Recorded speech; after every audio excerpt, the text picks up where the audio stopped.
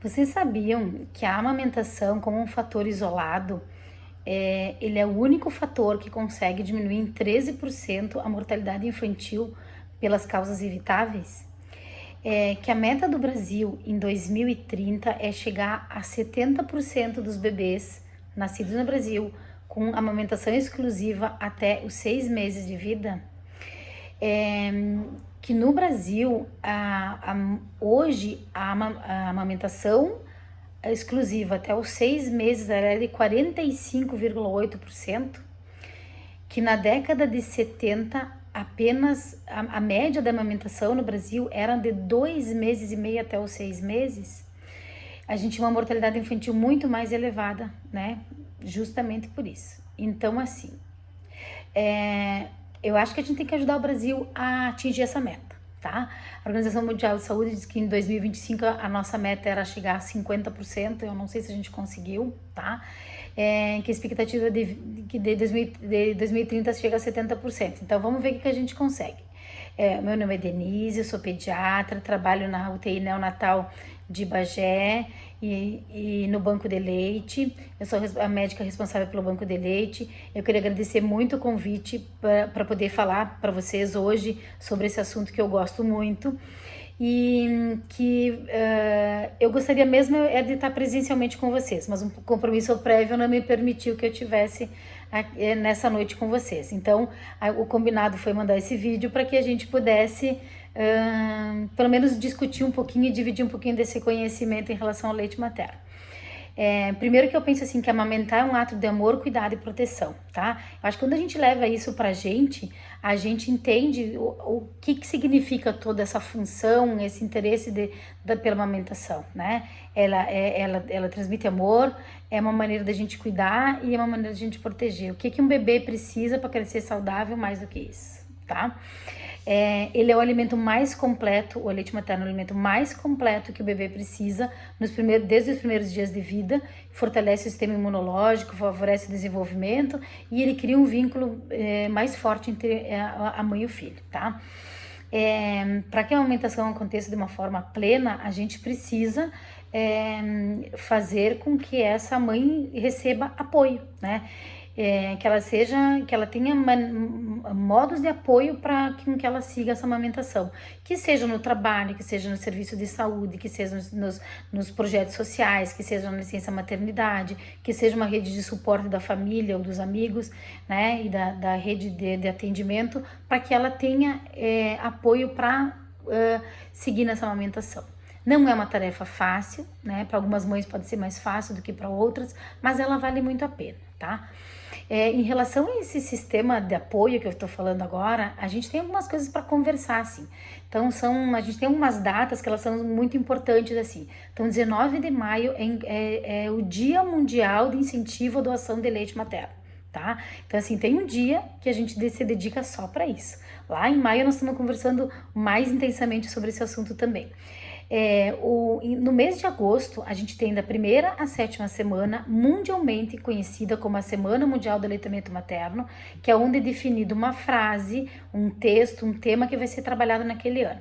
Esse ano a frase é: priorize a amamentação, crie sistema de apoio sustentáveis, que é isso que a gente estava falando. A gente priorizar para o alimentamento da criança, que seja o leite materno, e que a gente crie sistemas de apoio para ajudar essa mãe a manter o aleitamento materno, né? O objetivo até 2030 são os 6 meses de aleitamento materno exclusivo. Então, nós temos bastante trabalho em relação a isso, tá? A gente tem também um outro momento que a gente também chama bastante atenção, que é o Agosto Dourado. Então, Agosto Dourado no Brasil, foi instituído um dia, é uma lei que existe, que todo mês de agosto ele é dedicado para conversar sobre esse assunto, justamente para tentando atingir essas metas. Só que eu não estou aqui falando para vocês, eu não acredito que vocês estão sentados aqui só pensando em atingir metas de um governo. A gente está pensando em melhorar a saúde das crianças, melhorar aquilo que as crianças têm, melhorar, né, a proteção delas, melhorar tudo que a gente pode fazer por elas, o desenvolvimento, que as crianças tenham um futuro melhor. Então, nesse momento, a gente passa a fazer parte também desse incentivo, tá? Novembro tem o Dia Mundial da Prematuridade, então a gente também, junto com a prematuridade, né, organizações, nos temas alusivos à prematuridade, a gente também fala bastante do leite materno. E eu logo em seguida vou falar a vocês aonde que entra a importância maior no prematuro, ou por que a importância é maior no prematuro do aleitamento materno, tá? Então eu decidi falar com vocês alguns assuntos assim mais médicos e mais clínicos que a gente trabalha. Eu não vou falar muito sobre laboratório, eu não vou falar muito sobre os prematuros em si e a UTI pediátrica neonatal, mas eu vou falar um pouquinho sobre o que é essa função minha, que é a função médica lá do banco de leite, o que eu faço lá, né? Aonde que entra o meu trabalho lá? A gente tem as dúvidas que são as de rotina, as dúvidas do cuidado com as mães, a gente tem as dúvidas das normas técnicas, né? O banco de leite é um serviço que tem laboratório, que tem toda a parte técnica para averiguar a qualidade do leite doado, para que se ele pode ser oferecido para as crianças que estão internadas na UTI natal ou para alguma outra criança que possa se favorecer na maternidade em relação, né, no hospital. Ele é um serviço que ele serve ele é criado para armazenar, para triar, para cuidar, para coletar, para armazenar e para distribuir o leite materno, tá? Na Santa Casa de Bagé, esse serviço já existe há mais de 15 anos, ele foi fundado pela doutora Cledinara e a equipe que trabalhava com ela naquela época, e ele continuou funcionando. A gente tem passado por um período assim de muita luta para melhorar o nosso banco de leite, e acho que a gente vai conseguir, né? Espero que a gente consiga. Então eu decidi falar com vocês sobre uns 5 assuntos, tá? Sobre o colostro, sobre a mãe que volta ao trabalho, sobre os medicamentos, sobre as drogas ilícitas e sobre a alergia alimentar. Eu acho que são 5 assuntos bem importantes para a gente falar quando a gente fala de aleitamento materno, aqui, né? Algumas respostas que a gente pode ter na ponta da língua.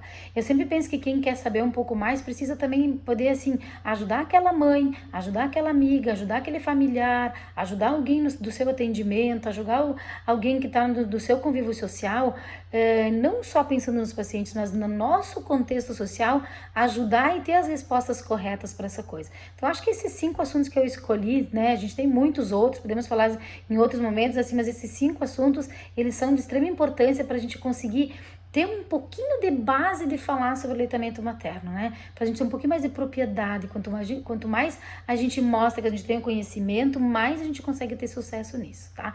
Então, assim, a importância do colostro, ele é importante para qualquer bebê, para o nenê que nasce a termo e para o nenê que nasce prematuro. A gente sabe que ele é o alimento mais poderoso e o que mais tem importância no nascimento do bebê, tá? Ele tem enzimas, ele tem cofatores, ele tem as proteínas adequadas para que o nenê precisa.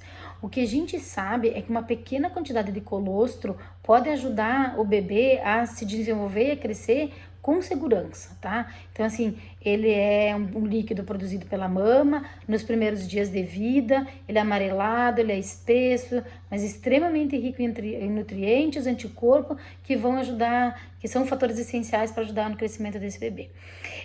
Os índices de anticorpos, ele ajuda a diminuir as infecções. A gente tem uma infecção que é bem conhecida na UTI neonatal, que é a interleucolite necrosante, e que ela faz uma infecção de intestino, né? Ela altera a mucosa protetora intestinal, e é uma condição grave e potencialmente fatal, tá?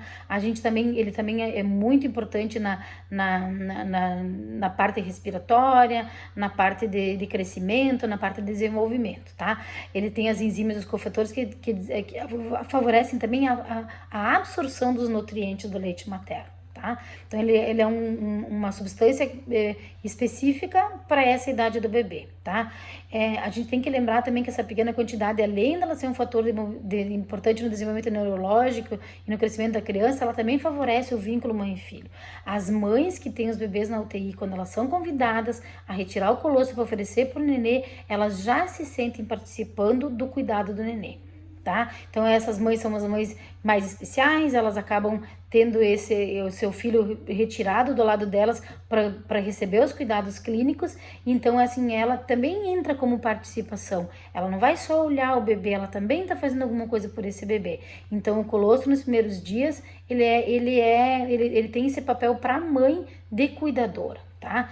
O que a gente sabe do colostro é que assim, ele é retirado nas primeiras 6 horas e oferecido para o nenê sem passar por pasteurização, o leite da mãe para o seu próprio filho, ele cru, ele tem uma função de imunoterapia, como se a gente desse uma vacina para a criança. Ele é colocado direto na boquinha do bebê e ele vai fazer uma colonização do intestino e da parte, né, da digestiva da criança, e que vai favorecer a essa mucosa intestinal a não deixar de se transformar em infecções. Ele vai diminuir, né, as bactérias que não são boas, ele vai colonizar o trato gastrointestinal com as bactérias da mãe, diminuindo as infecções. Então, assim, a gente pode dizer que ele é uma vacina também, tá? A primeira visita da mãe na UTI, então, ela é convidada para isso. O leite é tirado numa colherinha, num copinho, ele é oferecido para o neném numa seringa, né, na boca. E a mãe que assim, de repente, a mãe que não tem como tirar esse colostro, ou ela, de repente, uma mãe que adoeceu ali no momento do nascimento do nenê, ela precisa de ir para UTI, por exemplo, né? Ela não tem condições né? Ela tá doente, ela tá precisando de cuidados intensivos, e como é que a gente faz com isso, assim? Essa mãe, ela também, ela pode ser ajudada através de um colostro que pode ter sido doado de uma outra mãe para os bebês do hospital. Então, o colostro doado, ele vai passar por pasteurização, ele perde algumas propriedades, mas não as mais importantes, tá? E ele é usado também como, depois de ser pasteurizado, para a criança, como doado, tá? A gente tem que pensar também naquela mãe que tem um bebê, ela já saiu da UTI, ou ela teve o bebê, ela foi para casa e ela já passou a licença maternidade, ela tá aumentando, ela passou por todos os processos e ela tem que voltar ao trabalho. Como é que ela faz para ela voltar ao trabalho e continuar dando mamar? Primeiro que ela vai precisar, pensa assim que ela já precisa de uma mamadeira, quando ele tem que pegar mamadeira, e isso não é uma verdade. O que o bebê precisa é receber, ele pode receber o leite por um copinho ou uma colherinha, e para que ele não faça a confusão do bico do seio com o bico da mamadeira, e que ele consiga receber esse leite através de uma outra forma e se alimentar sem que ele esteja sugando no seio materno. Quando a mãe volta do trabalho, ela coloca o neném sugar, e assim as mães vão levando a amamentação até 12 meses, 2 anos, né, às vezes. A mãe sempre tem que estar com uma alimentação bem saudável, né, e a gente tem que pensar assim que a gente tem algumas maneiras de ajudar essa mãe, né? Por exemplo, assim, a gente pode ajudar ela como extrair esse leite, como armazenar esse leite. Então, que o leite extraído, ele pode ser armazenado na geladeira por 12 horas, e que ele pode, a partir de passando dessas 12 horas, ele pode ser congelado no freezer e ser aquecido, posteriormente oferecido para o bebê, tá? Tem toda uma técnica que a gente ajuda, né? Ele tem que ser congelado em frasco de vidro, né, com tampa plástica, oferecido de copinho, de colher, e de preferência não usar mamadeira, tá? Eu queria dizer assim que alguns locais de trabalho eles têm sala de descanso ou tem refeitório, que nesse momento a mãe pode usar isso para a amamentação da criança, né? Sempre é uma coisa bem conversada, uma coisa bem usada. Às vezes tem os bebês que são levados pelos familiares no trabalho da mãe para que ela passe 15, 20 minutos amamentando. Às vezes a mãe escolhe um local para deixar o bebê que seja uma escolinha que seja perto do trabalho, para que ela consiga dar uma fugidinha do trabalho e alimentar o bebê se precisa. E aí tudo vai se ajeitando. Eu acho que tudo com conversa, e quanto mais a gente incentivar, e quanto mais a gente apoiar, mais a gente vai ter sucesso. No trabalho, a gente tem que trabalhar, em relação ao trabalho das mães, a gente tem que trabalhar muito isso, ainda com os patrões, com os colegas, para eles entenderem que é só um momento, que isso vai passar, e que quanto mais essa mãe conseguir amamentar esse bebê, menos falta ela vai ter do trabalho, menos esse bebê vai ficar doente, e mais ela vai estar disponível para o trabalho, tá? Alguns casos, é um tema ainda controverso, a gente pode pensar em usar algum tipo de alimento ou frutas, né, nesse início, quando a mãe vai trabalhar, tá? É um tema controverso, não é todo mundo que aceita, porque a alimentação exclusiva é leite materno, tá? Um outro assunto que eu queria falar para vocês, que são os medicamentos, assim, nem todo medicamento é seguro para que seja bom para a mãe e vai ser bom para o bebê. O bebê, os medicamentos, eles passam pelo leite materno, então, assim, nem todos os medicamentos, a criança tem o rim e o fígado bons e funcionantes a ponto de conseguir metabolizar esses medicamentos. Então, existem guias de segurança, tá? Que são checados, que são olhados para a gente saber se aquele remédio pode ou não ser tomado pela mãe, porque ela pode tomando amamentar. A mãe não precisa ficar sentindo dor para amamentar, ela precisa ser orientada da forma correta. Tá? Alguma classe de medicamento que pode servir para uma mãe pode não servir para outra, alguma classe do medicamento que foi orientado para esta mãe pode ser trocado por outra, no sentido de que seja uma medicação que possa ser usada nesse momento da amamentação. A automedicação não pode ocorrer nesse momento, tá? Cada caso é um caso e, na dúvida, sempre tirar a dúvida com um profissional de saúde adequado e especializado que pode fazer isso. É muito questionado sempre o nutricionista, a ginecologista, né, o médico, o pediatra, que as pessoas que atendem, elas vão saber dizer se pode ou não pode. E a pessoa que não sabe, ela tem que dizer eu não sei e passar para um colega que sabe para fazer essa orientação, tá? Na dúvida, sempre perguntar. O que é seguro para a mãe pode não ser seguro para o bebê, tá?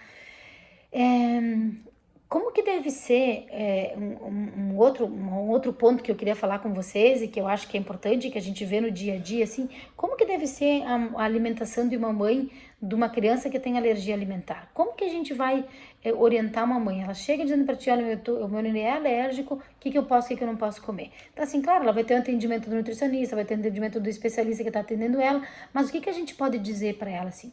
Que a dieta dela tem que ser equilibrada, que tem que ser saudável, que só vai ser mudado aquilo que for o motivo da alergia. Então, assim, o grande vilão que a gente tem é o leite de vaca, ele é o mais dos alimentos, o mais alergênico. Então, a mãe ela vai deixar de usar leite de vaca, os produtos do leite de vaca, e o bebê vai ser amamentado da mesma forma. Não precisa parar a amamentação para uma mãe de uma criança alérgica. Ela deve continuar amamentando. O problema não é o leite, o problema é o que se ingere e o que se passa através do leite. O que eu queria dizer para vocês aqui? Sempre tem que seguir um padrão de orientação, o padrão ouro dos testes dos alimentos que não podem ser usados pelas mães é chamado de teste de provocação oral, que é quando a mãe fica orientada por um médico, né, que está assistindo ela, ou gastro, ou pediatra que vai orientar ela, que ela não ingira aquela substância por um determinado tempo, que seja 20 a 30 dias.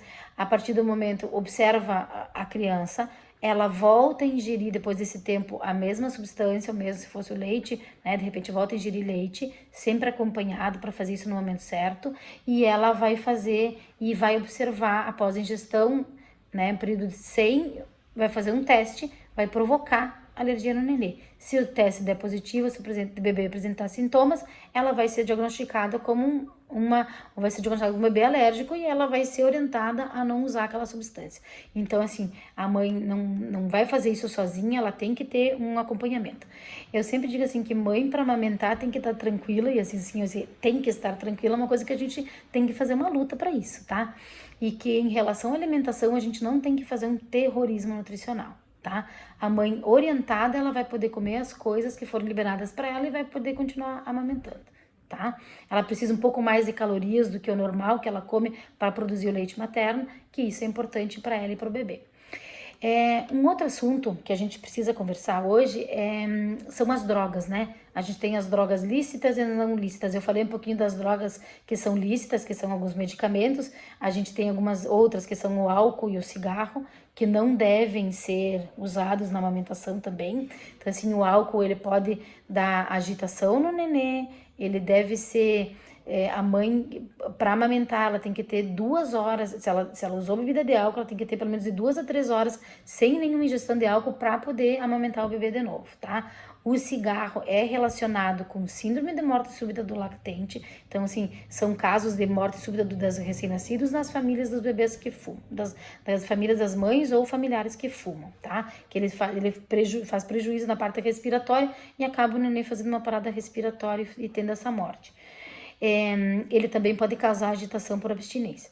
As outras drogas ilícitas, maconha, cocaína, crack, êxtase, heroína, os medicamentos que são ilícitos, elas são perigosas, elas têm o fígado, elas podem ser potencialmente lesivas de fígado e rim, elas são metabolizadas de uma forma inadequada, porque eles têm o fígado e o rim imaturos, então assim, é contraindicado o uso na amamentação. Se tiver alguma mãe que vocês conheçam que pede orientação em relação a isso, em relação ao uso de substâncias que são ilícitas, a orientação principal é buscar ajuda, tá? Buscar ajuda para que ela seja orientada tanto no tratamento quanto numa dependência, tá? Porque sempre buscar conhecimento, informar as pessoas e as possibilidades de amamentar. Então, assim, isso é uma coisa que a gente tem vivido mais, né? Em relação ao uso de drogas pelas mães, tá? Eu vou acrescentar um assunto aqui, agora me lembrei no finalzinho dessa conversa, que é sobre as infecções maternas. Então, tem algumas infecções que elas contraindicam o alimentamento materno, né? Eu queria falar especificamente sobre o HIV. Aí eu vi, né, e fui questionada algum tempo atrás sobre um anúncio de internet, de o Instagram, o Facebook, não me lembro bem, mas assim, sobre que mãe com HIV pode amamentar. Então, assim, na verdade, HIV é contraindicação do aleitamento materno. As crianças recebem fórmula infantil para substituir o leite materno, para que elas não sejam infectadas pelas mães.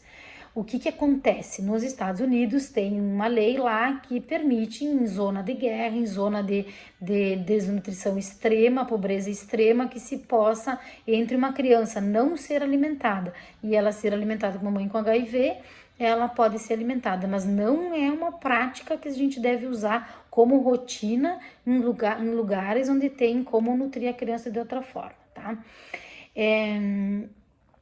O que eu queria concluir para vocês, assim, que eu acho que o tema sustentável é a gente entender que é mais investimento também de saúde pública, né, nesse processo da amamentação, visando sempre o bem-estar da mãe, do bebê e da comunidade. Sempre que a gente tiver benefícios de todos, né, que esses benefícios sejam a curto e a longo prazo. Então, quando eles vão trazer um retorno para nós, isso também se torna sustentável, porque a gente perde em outras formas não sustentáveis, tá? Esse tema sustentável é apoiar que isso aconteça, tá? Eu queria dizer para vocês agora no final, né? Eu deixei um pouquinho daquilo sobre esses assuntos que eu escolhi. Tem a Bárbara e a Gabriela falando com vocês sobre esses assuntos, né, com temas específicos, e cada uma ficou com um pedacinho para conversar. Eu me coloco à disposição a vocês, vou deixar meu e-mail, vou deixar o texto para que vocês possam, né, me perguntar alguma coisa se ficar alguma dúvida. Queria lembrar para vocês mesmo que a gente tem uma campanha permanente de incentivo à doação do leite materno no Banco de Leite da Santa Casa. A gente passa o ano inteiro falando sobre isso, então não necessariamente precisa ser Augusto Dourado para a gente conversar sobre esse assunto. E eu queria agradecer a todos, né, por terem me ouvido contei aqui 24 minutos, tá? Essa conversa não se esgota aqui, então eu me coloco à disposição e bom evento para vocês. Tchau!